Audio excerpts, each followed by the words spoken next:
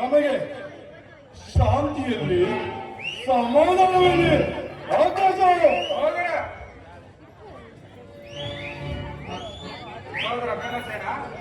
ನಿನ್ನ ಹೃದಯದಲ್ಲಿ ಆಗುತ್ತಿರುವ ಭೀಕರ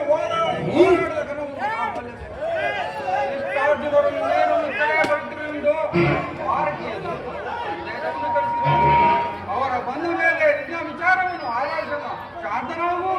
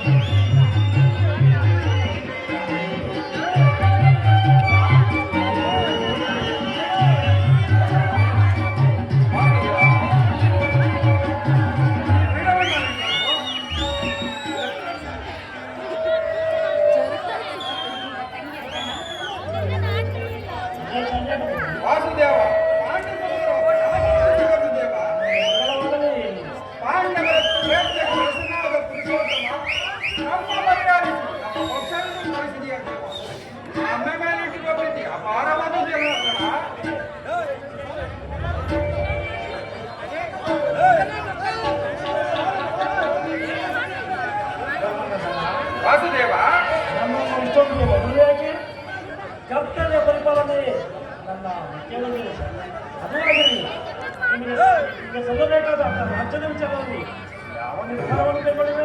ಜನಾರ್ದನ, ಅಸ್ಥಿರವಾದ ರಾಜ್ಯ ವಾಸಕ್ಕಾಗಿ ಸಕಲ ಅಸ್ಥಿರವಾದ ರಾಜ್ಯವಾಸಕ್ಕಾಗಿ ಸಕಲ ಒಂದು ಬಾಂಧವರನ್ನು ಕಳೆದುಕೊಳ್ಳುವುದರಿಂದ ಪ್ರಯೋಜನವೇನು ದೇವ? ಆದ್ದರಿಂದ ಕೌರವರು ತಾವುಗಳು ಸೇರಿ ಕೂಡಿ ಮಾಡಿದರೆ ಒಳಿತಲ್ಲವೇ ಪ್ರಭು? ಅಂದರೆ ನಿನ್ನ ಮಾತಿನ ಅರ್ಥ